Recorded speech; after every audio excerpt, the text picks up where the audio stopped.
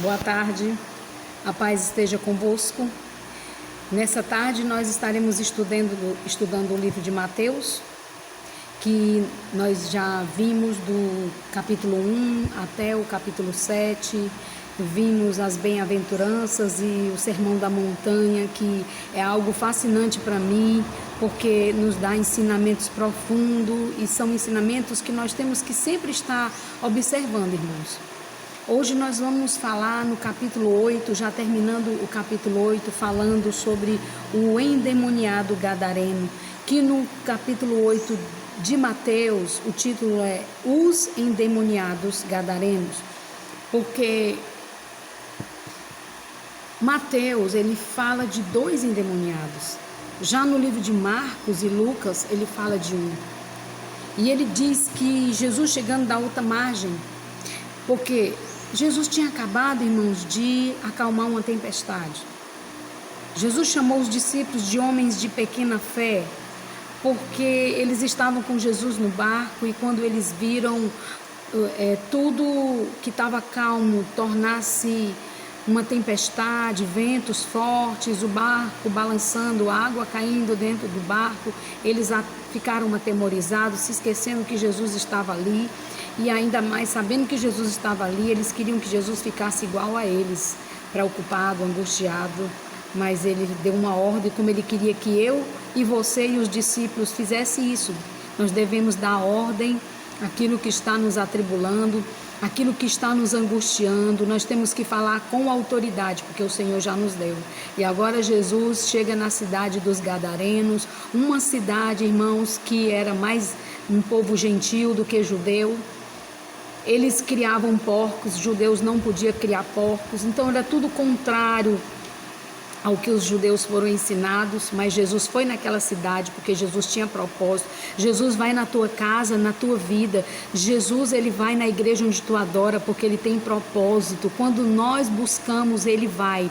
Porque o Senhor tem propósito grandioso na nossa vida, porque Ele quer nos abençoar, porque Ele quer nos ajudar. Mas o que Deus espera de nós? Que sejamos perseverantes, que busquemos a Ele, que também nos esforcemos, como Ele disse para Josué, ser forte, corajoso, não temas e nem te espantes, porque o Senhor teu Deus é contigo por onde quer que andares. E ele falou isso para Josué, porque ele estava, na verdade, avisando Josué, tu vai passar por luta, mas eu estou contigo. E Deus diz nessa tarde, enquanto nós estivermos neste mundo, lutas nós enfrentaremos, mas nós temos um Deus que é por nós. Um Deus que escuta a oração quando nós clamamos pelo filho, quando nós clamamos pelo esposo, pela esposa, quando nós pedimos algo a Deus, a cura de uma enfermidade. E agora vemos aqui que esse homem eram homens, né, que estavam perturbados, e eles foram a Jesus. A Bíblia diz que ele adorou. E como o livro de Marcos e Lucas fala um endemoniado, vamos se referir a um, né? Então, esses endemoniados, eles adoraram ao Senhor, como no livro de Marcos e Lucas fala que é somente um. E a palavra de Deus, ela não se contradiz, irmãos. Apenas o autor, aquele que está escrevendo a história, cada um vê de um ângulo diferente. Se eu for contar uma história e você for contar a mesma história que eu conto, nunca vai ser a mesma forma. Sempre nós vemos coisas a mais, outros veem a menos. E a palavra de Deus fala que eles eram tão ferozes que ninguém podia se aproximar. No livro de Marcos diz que o homem era acorrentado, era enjaulado. Ele vivia nos sepulcros, gritando. Imagine a alma desse homem como não estava. Quantas pessoas estão hoje com a sua alma assim, quando estão sozinhas em casa? Quantas vezes nós não fizemos isso? Tivemos momentos de angústia, de choro, de opressão. Mas aquele que tem Jesus, quando ele clama ao Senhor, ele vem. A palavra de Deus fala que pode a tristeza durar ao anoitecer, mas a alegria ela vem ao amanhecer. Então, se você tem estado angustiado diante das lutas que tu tens enfrentado na tua vida, creia que há um Deus que é por ti, um Deus que ele está velando por ti, um Deus que ele intercede junto por ti com gemidos inexprimíveis. Você não está só, meu amado. É mentira do diabo quando ele diz que você está sozinho, que não tem ninguém por você, porque às vezes humanamente nós não vemos pessoa ao nosso lado. No livro de Mateus, ele fala que esses homens, eles estavam angustiados, mas eles chegaram a Jesus.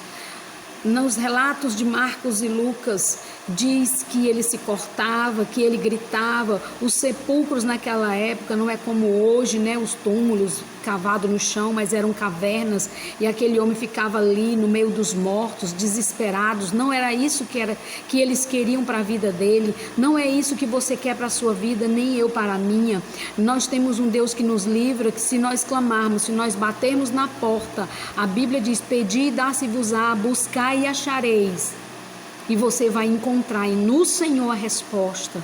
Por isso devemos buscar esse Deus e nos voltar para Ele, porque Ele é a solução, Ele é a saída, Ele é a resposta. E diz a palavra que aquele demônio que estava no corpo daqueles homens, que era na verdade uma legião, disse: que temos nós contigo, Jesus? Vieste aqui atormentar-nos antes do tempo.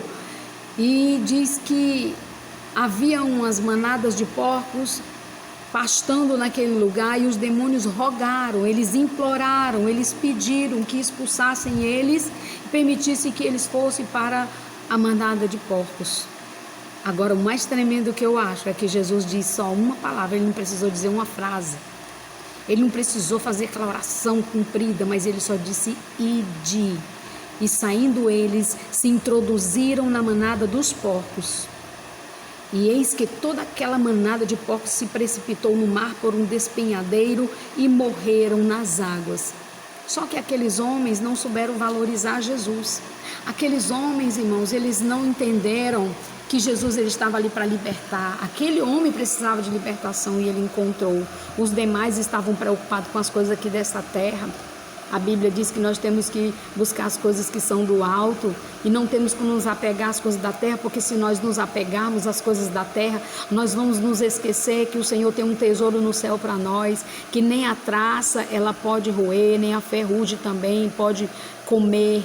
Então entenda uma coisa: nossa casa é lá no alto, nossa casa é com Jesus. A Bíblia também diz que Jesus vai reinar durante 1000 anos. E aquele que perseverar até o fim estará com ele. Jesus trouxe libertação àquele homem. Jesus diz, a palavra do Senhor, Jesus diz que aquele homem ele era impelido pelos demônios para o deserto. O que é ser impelido? É ser obrigado a ir. O diabo ele nos obriga. Satanás continua obrigando as pessoas a se embriagarem, a se drogarem, a se prostituírem, a se matarem, se suicidarem, ficarem trancados no quarto desesperado. Mas Jesus te tira desse quarto, Jesus te liberta, Jesus te dá vida, Ele tira esse medo da tua vida que impede de você trabalhar e viver.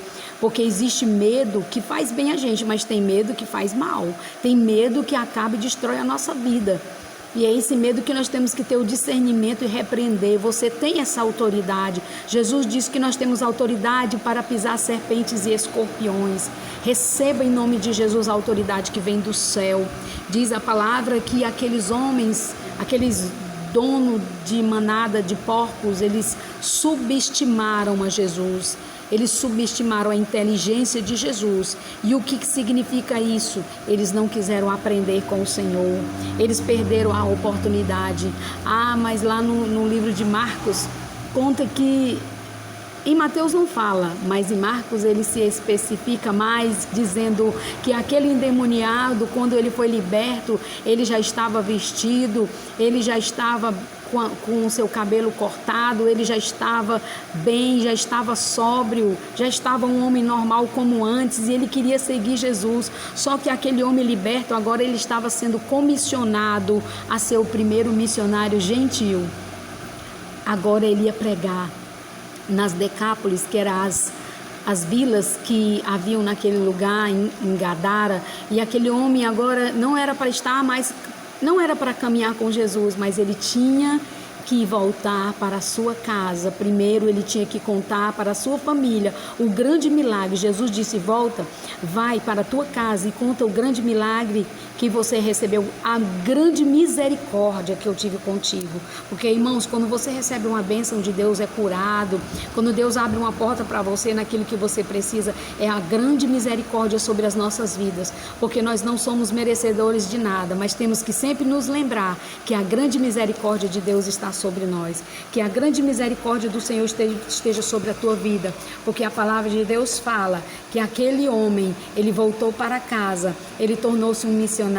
Que você entenda nesta tarde que você é um missionário, que você deve anunciar a palavra no seu lar, aos seus vizinhos, ser testemunho, contar o que Jesus fez na tua vida. Talvez você não saiba pregar muito bem, não conheça muito a Bíblia, isso não importa. Jesus vai te usar, vai te fazer um instrumento. Seja um instrumento de Deus nessa tarde, seja um missionário, porque a Bíblia fala que no Antigo Testamento havia somente um sacerdote.